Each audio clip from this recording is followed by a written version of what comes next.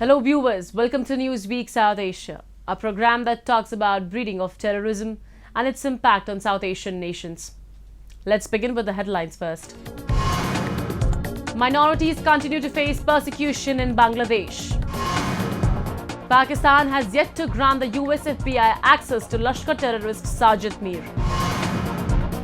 And terror groups operating freely under Taliban. The Hindu community is the second largest religious group in Muslim-dominated Bangladesh, constituting approximately 7.95% of the total population. In recent years, the minority Hindus have been facing persecution at the hands of hardline Islamists in the country, despite assurances of safety and protection from Bangladesh Prime Minister Sheikh Hasina. Let's take a closer look at how and why attacks on minorities in Bangladesh are being committed. This demolished Hindu temple in Bangladesh's Kumilla district is yet another illustration of festering extremism and intolerance against minorities in the country. 2 Muslim teenagers were apprehended by locals for defiling the idol of the Hindu goddess Kali. Police suspect that both the teenagers committed this act of vandalism at the urging of radical Islamic extremist groups in the region. Another ancient Kali temple was targeted a day after the attack in the Kumilla district. Multiple unidentified assailants, under the cover of night, broke into a Kali temple in the Janaida district. The idol of Kali was found broken into several pieces. Kali মন্দির যেটি রাতের অন্ধকারে কে বা কারা এটিকে ভাঙচুর করে তার মাথা দূর রাস্তায় নিয়ে গিয়ে অন্তত মন্দির থেকে 200 গজ দূরে রাস্তার উপরে রাখছে, যেটা আমরা যারা সনাতন ধর্মাবলম্বী আছে তাদের হৃদয়কে অত্যন্ত ব্যথিত করেছে। বাংলাদেশ প্রধানমন্ত্রীর কাছে আমাদের বিনীত আবেদন, এই ন্যাক্কারজনক ঘটনার সুষ্ঠু তদন্ত সাপেক্ষে এবং বিচার বিভাগীয় একটা বিচার করার জন্য আমি করুণ আকুতি জানাচ্ছি। These 2 incidents are the latest in a string of attacks on the minority Hindu community and their places of worship, last year after a fake news story of the desecration of the Islamic holy book, the Quran, in a Hindu puja pandal spread in the Kumilla district. More than 100 Hindu temples, festival locations, businesses, and houses were reportedly attacked after the incident, and there were 7 fatalities. Fake news traveled fast, and the after effects were all too real for these minorities in Bangladesh. The Hindu community has not been the only minority group in the country to be under threat either. A Buddhist monastery in the southwest part of the nation was also burned down. Furthermore, in October last year, a violent Muslim mob also attacked an International Society for Krishna Consciousness, ISKCON temple, in the country's Noakhali region. Riches were stolen and the temple was desecrated. In March this year, another ISKCON-affiliated Rashakanta Jeev temple was also vandalized by a mob. In Bangladesh, radical Muslim groups have been allowed to grow unchecked, resulting in a continuously simmering deep-seated anti-Hindu sentiment. As was seen in the wake of the spread of the false story about the desecration of the Quran in a Hindu prayer area, the slightest provocation, real or imagined, is enough to bring anti-Hindu sentiment to a boil. The United Nations has rebuked the Bangladeshi government over these attacks and has called for an investigation into the orchestrated crimes against the Hindu minority community. Amnesty International, also noting the pattern of attacks on Hindus, condemned the government, saying that the state had failed in its duty to protect minorities. The world should take account of these atrocities which are being carried out and try to crack down on these kinds of activities in order that the peaceful and the friendly people of Bangladesh could lead a life with dignity, including the minorities. Several independent research groups found that social media was used as an effective tool to spread hatred against minorities in Bangladesh. Since 2012, there have been many attacks on religious minorities in Bangladesh as a result of online posts that spread misleading or false information. There has been a clear pattern to these attacks. A rumor is sparked that members of a minority group have disparaged Islam, and then this rumor is spread swiftly online. Recent studies have revealed shifting patterns in Bangladesh's Islamic majoritarianism, where being accused of committing blasphemy and atheism can have deadly consequences. For example, violent Islamists have murdered atheist bloggers. And a number of so-called blasphemous authors, cartoonists, publishers, and bloggers have been forced to reside in exile. According to prominent representatives of many minority communities, the attacks on their homes and places of worship by Islamic extremists also have a financial incentive, with attempts to rob the minority groups of their land and possessions. While the Bangladeshi government claims that minorities are protected, little has been done to actually prevent these attacks against Hindus and other religious minorities from happening time and time again.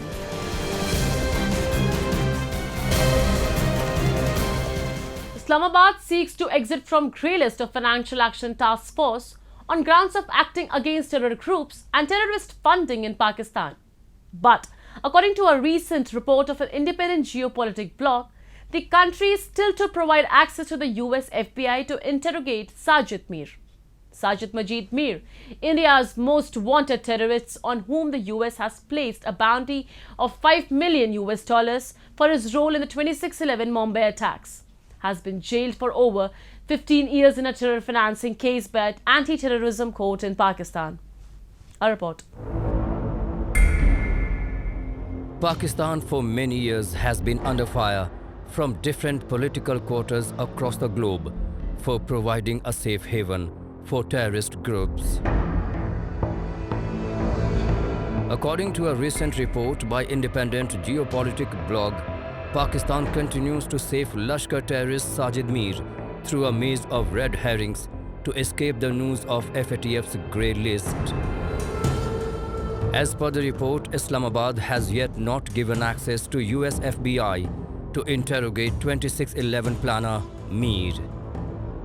It is understood that US FBI have sought permission of Islamabad to interrogate Mir for Mumbai terror strike, but no access has been provided to the terrorist as he could reveal the entire link between LAT leadership and the Pakistani deep state in targeting Mumbai. That Pakistan is a haven of terrorism and has been nurturing terrorists through a policy which we can call as a foreign policy of cross-border terrorism against India and earlier against Afghanistan. This is a well-known fact, and that is the reason for last 2 years Pakistan has been investigated for its funding, financing of terror activities, because according to all estimates, whichever independent estimate you take, there are hundreds and hundreds of groups operating freely and often under the patronage of the Rawalpindi establishment. While Pakistan has no intentions of allowing FBI any access to incarcerated Mir, China, being the close ally of Pakistan, voted India and the United States bid to designate Sajid Mir as the global terrorist under the 1267 Al-Qaeda Sanctions Committee. Just as India, US and France are on the same page in holding Pakistan-based terror groups and terrorists accountable, China has no qualms in supporting Pakistan by blocking any counter-terror move against Islamabad at the UNSC, citing rules and obscure procedures. As Beijing has blocked designation of LAT's chief financer Abdul Rahman Makki and Jaish-e-Mohammad's de facto leader Rauf Azhar as global terrorist by the 1267 committee earlier this year. Well, China is a very special case where its geopolitics takes precedence over a fight against terrorism. It talks about the terrorism by ETIM and other groups, but at the same time it shields the Pakistan-based terrorists from being listed at the United Nations Security Council under 1267 committee and umpteen number of times by putting technical holds. This clearly is an indication that it tries to help Pakistan in nurturing terrorists against India. And there is no other way to explain it. You might have any kind of X number of technical objections, but they don't mean anything when the world knows that who these terrorists are. Pakistan's list of FATF shared actionable items does not accurately represent its commitment to battling terrorism. In reality, the nation continues to serve as a refuge for terrorists and organizations that finance terrorism. According to US congressional report, Pakistan is also home to 12 foreign terror organizations, 5 being India-centric, including Lashkar-e-Taiba and Jaish-e-Mohammed. US officials have also identified Pakistan as a base of operations for numerous armed and non-state terrorist groups, some of which have existed since the 1980s. Pakistan is at the crossroads right now. Its economic condition is extremely bad. It has been called out by a large number of countries. The FATF is on its breathing down its neck to comply with the action as far as financing of terror activities are concerned. Off and on, it's been now more than 2-3 years that it has been going through it and trying to get out of it. In order to do that, it has to be seen to be complying with certain activities, and that's precisely what it's doing. So it's a sham. One need not be fooled by this. From radicalization of its youth to training and arming them for anti-India activities, Pakistan continues to keep terror outfits as part of its statecraft. The report of the Independent Geo Politik blog is merely a vindication of what the Indian government has been trying to tell the world loud and clear for years.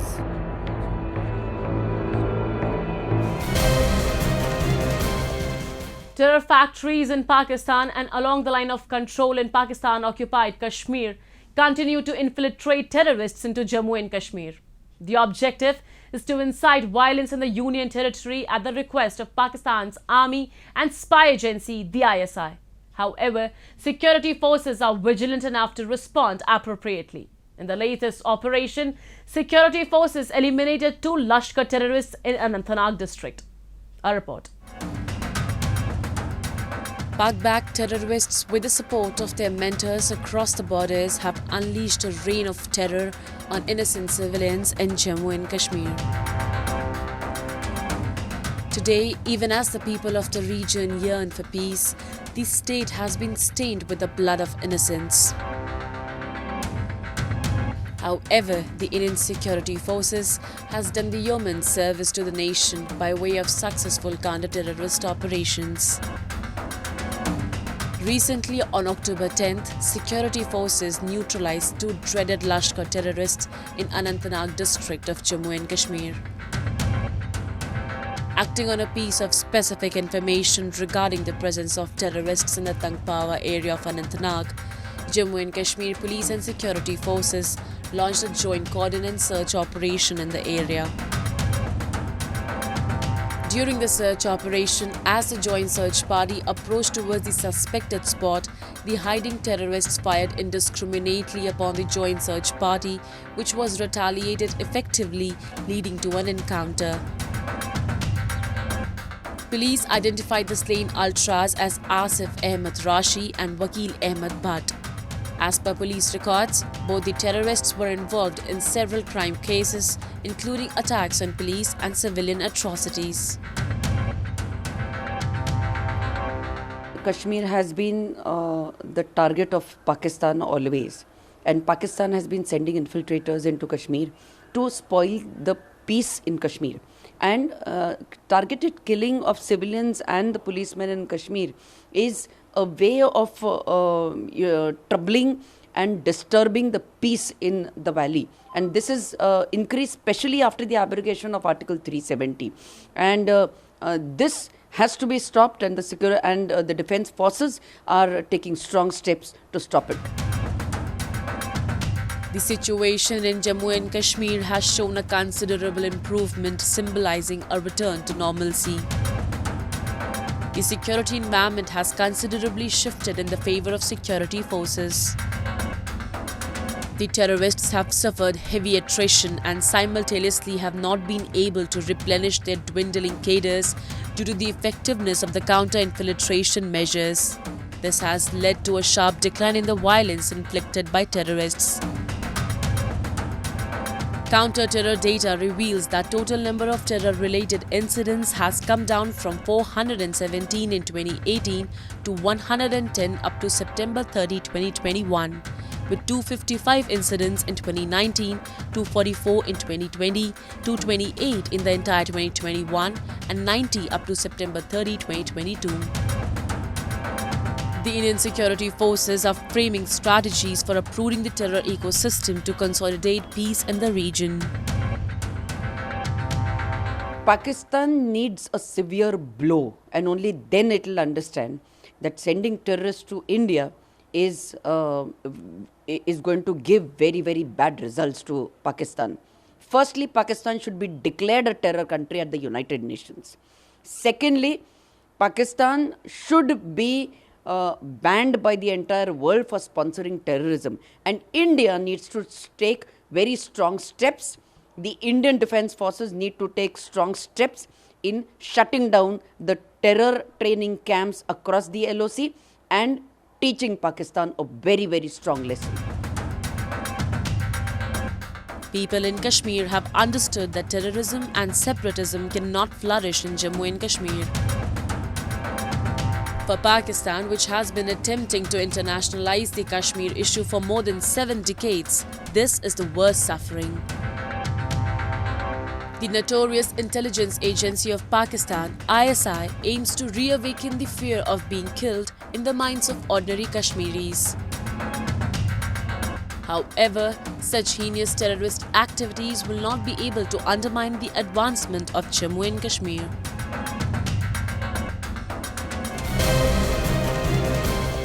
Afghanistan has long been a base for terrorists with ambitions for global jihad.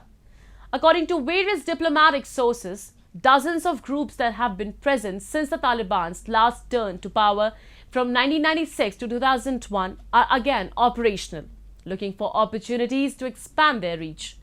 Security across the country is virtually non-existent. Take a look. Shortly after the fall of Kabul last year, several observers predicted a spike in terrorism. One of the most serious concerns voiced by Western observers was that under the Taliban, Afghanistan would become a haven for transnational terrorist groups. A year on, a transnational attack in the west from Afghanistan appears unlikely, but there are certainly reasons for concern. A UN intelligence report from June 2022 concluded that Al-Qaeda has established a foothold in the country and has an increased freedom of action. The fact that Ayman al-Zawahiri was caught in Afghanistan is also testimony to the fact that the Taliban's promise of not letting Afghan soil be used for terrorist purposes against the Americans, that has also turned out to be false. So the Taliban are breaking one promise after the other. There are several reasons behind Afghanistan's appeal to global terrorists. First, the instability in governance and the humanitarian and economic disasters in Afghanistan are distracting the West away from the growing security threats. Most diplomats are focused on human rights issues and the growing food and heating fuel scarcity as the winter approaches. Terrorists are able to conduct their operations and movement of personnel with ease across the country because no one is looking for them vigorously. Second, the struggle for power inside the current regime and among their fellow Islamist terrorists makes Afghanistan a pomegranate ripe for picking. The global leadership of ISIS likely thinks they can woo fighters from each of these groups and take over the nation when they are ready to.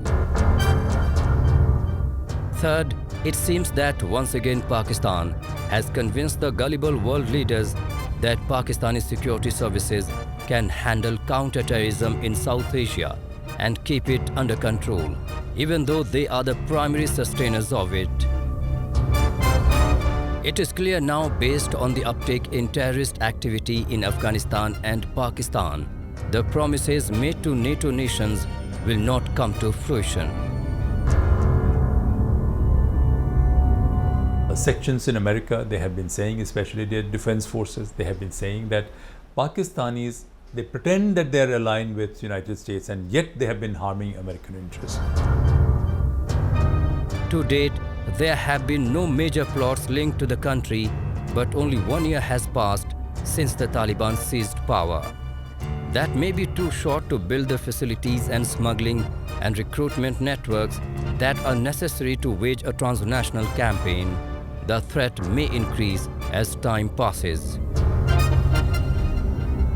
Moreover, Afghanistan's regional neighbors and the international community are concerned that the Taliban may be unable or unwilling to take effective action against terrorist groups.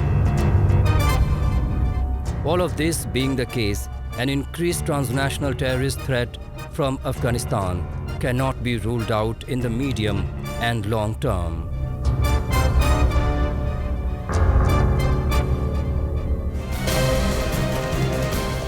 And with that, we come to the end of this edition of Newsweek South Asia. We will be back next week with more news, views and analysis from the subcontinent.